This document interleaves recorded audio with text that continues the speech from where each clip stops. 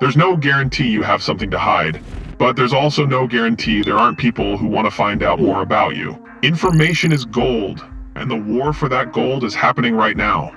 Intelligence agencies from different countries, massive corporations, and hacker groups are all fighting each other for it, but the primary victims are almost always ordinary mortals. How to protect yourself and safeguard your data from leaks, intrusive corporations, and even intelligence agencies is in this video.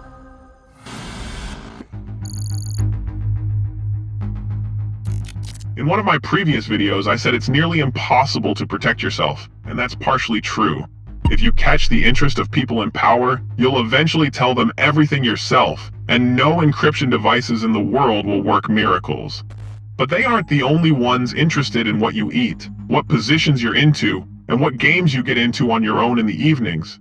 Follow a few simple rules, and you'll block about 99% of common online threats.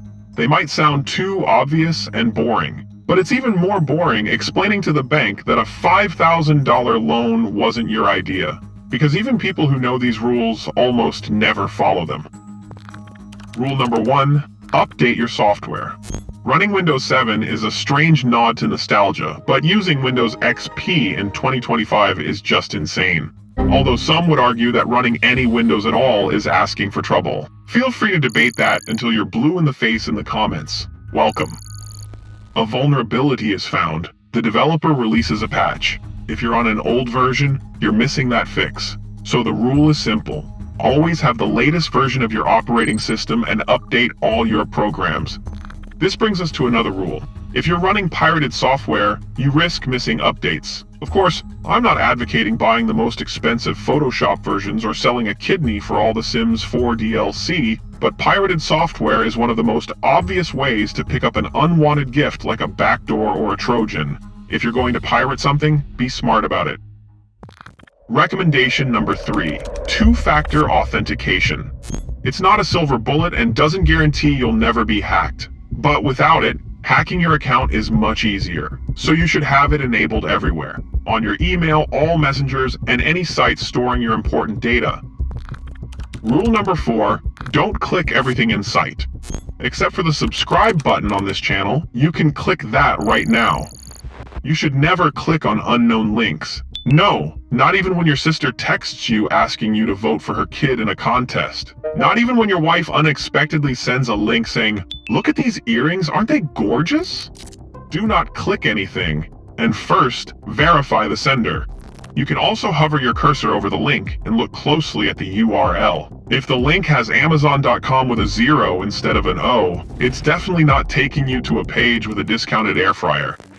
Pay special attention to shortened links with bit.ly if you weren't expecting any link. One wrong click and you could lose your account, access to your bank accounts, or get a virus that splashes a banner across your whole screen. And that's the best case scenario. If you want to check a suspicious link, you don't need to call in the cyber police. There are free scanners, Bitdefender Link Checker, Checkfish, and many others.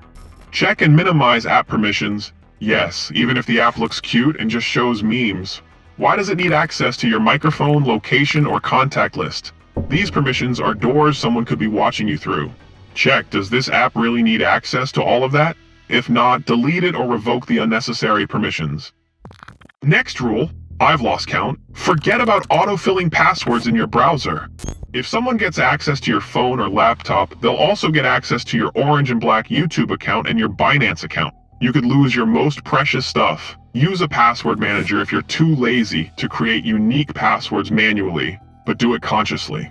And remember, public Wi-Fi is the devil. It's always tempting to save that extra megabyte of your mobile data, but it can backfire badly. With enough effort, anyone can snoop on your traffic or even steal data from your device. Always connect through a trusted VPN and avoid banking or accessing sensitive accounts on a shared network.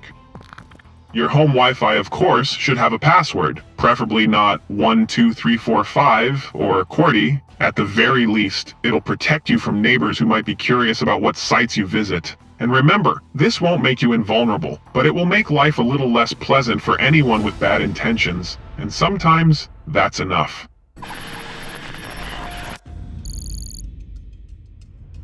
The mobile phone has long become a new human organ. It's constantly in your hand, and its absence causes panic. Essentially, the simplest way to steal data is to steal the phone. Obviously, the phone should be password protected with a numeric passcode, preferably without fingerprints or facial recognition. Ideally, disable notifications on the lock screen. People don't need to know who's texting you, which social networks you're registered on, or how much balance you have left. Behind all the advantages of a phone, there are significant downsides.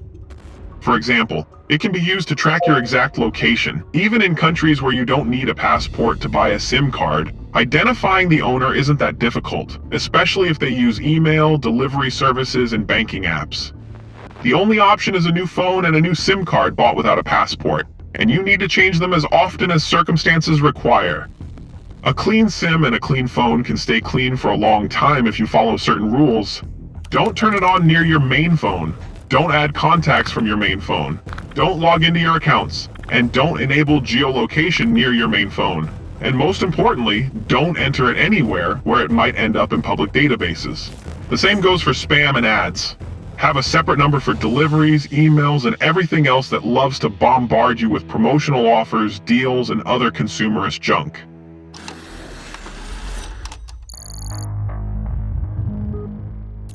Everyone wants to know what you're writing online, even those who say they don't care, even you yourself. Sometimes you forget that you can't write just anything anywhere, and then you remind yourself when the message is already saved on someone's server, without your permission, and maybe forever. Messengers are convenient, and some people are willing to sacrifice the security of their conversations for cool stickers. The FBI solemnly swears that although they do have access to Meta's products, it's only to the registration date and last activity. We, of course, readily believe that, which is why the recommendation for important conversations is Signal. Unlike most services, it collects almost no information about users, plus it's open source. Want to check how it works? Go ahead and check. Can't live without iMessage or Messenger? Fine, but at least enable contact key verification on your iPhone. It's a thing that lets you make sure you're actually talking to the person you think you are, and that your messages aren't being intercepted. And in Messenger, check the privacy settings to see if the end-to-end encrypted chats option is enabled. This feature encrypts your conversation directly on your device and decrypts it only on the recipient's device. In theory, no one except the two of you can read that message. You might think, well, I'm not writing anything criminal, but you're keeping copies. And it's not just text, it's photos, videos, geolocation. And when they're unprotected, someone could use them as evidence, for blackmail, or just for fun. Don't leave your iCloud backups unencrypted. Make sure you have advanced data protection turned on in your settings. Same goes for WhatsApp. If you don't enable encrypted backups in the cloud, your chat history could end up stored in places you don't control. In the settings, find end-to-end encrypted backup and come up with a password that isn't 1234. And what about Telegram? Any discussion about its security is guaranteed to spark a massive shitstorm, so feel free to start one in the comments. Telegram's original code is only partially open source, so the server-side part is like a black box. Can they hand over your data to security services? Yes. IP address, phone number, within the framework of a criminal investigation. Experts agree that only secret chats can be considered truly secure. Everything else really could end up in the hands of someone with a badge.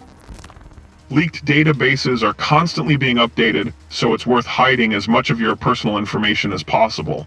The old rules still work. Two-factor auth, disabling message forwarding, restricting who can find you by your number to contacts only. Turn off peer-to-peer in calls and no one else will see your IP address. Besides Telegram itself, of course. Whether you trust Telegram is another question.